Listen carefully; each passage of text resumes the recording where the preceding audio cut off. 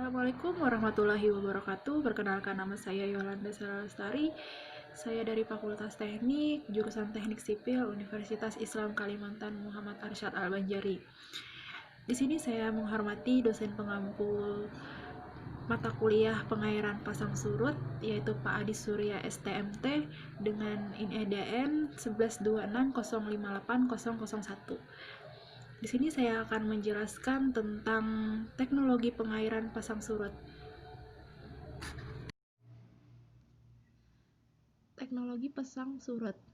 Komponen teknologi. Tidak semua komponen teknologi dapat diterapkan sekaligus, terutama di lokasi yang memiliki masalah yang spesifik.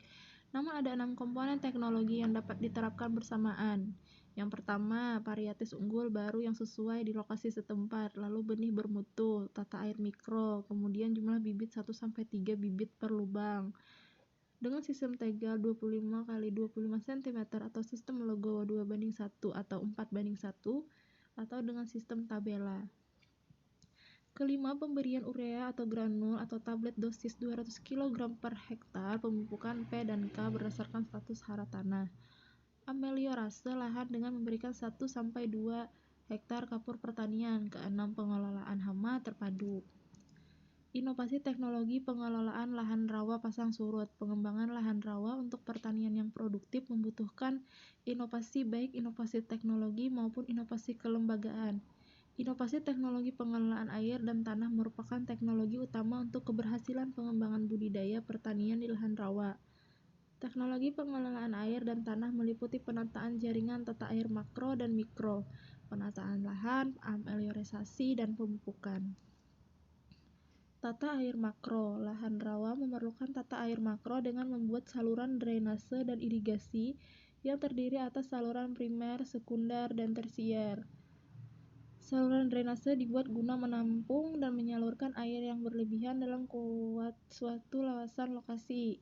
Sebaliknya, saluran irigasi dibuat untuk menyalurkan air dari luar lokasi ke suatu kawasan untuk menjaga kelembaban tanah atau mencuci senyawa beracun.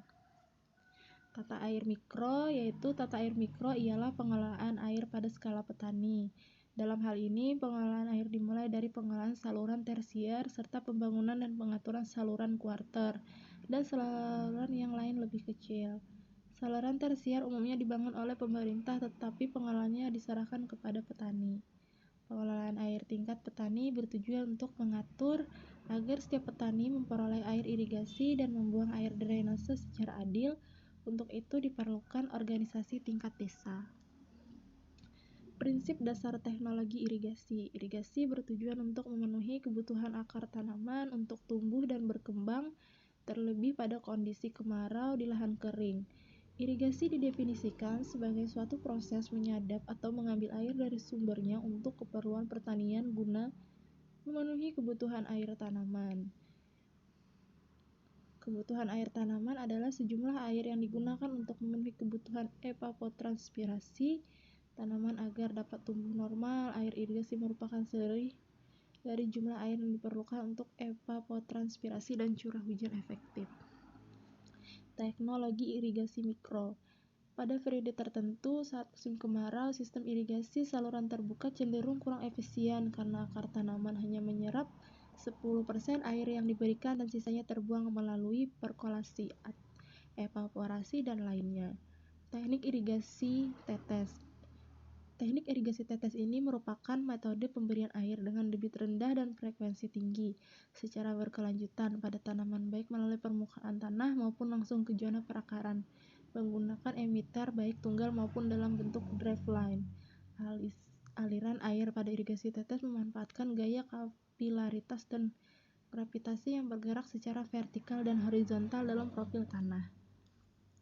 Kesimpulannya, potensi lahan rawa pasang surut di Indonesia cukup besar dan prospektif untuk dikembangkan sebagai sumber pertumbuhan produksi pangan.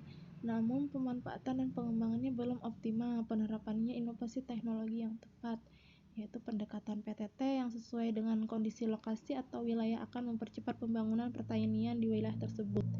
Pendekatan PTT bertujuan meningkatkan indeks pertanaman, produktivitas, dan mutu produk yang pada akhirnya meningkatkan pendapatan petani.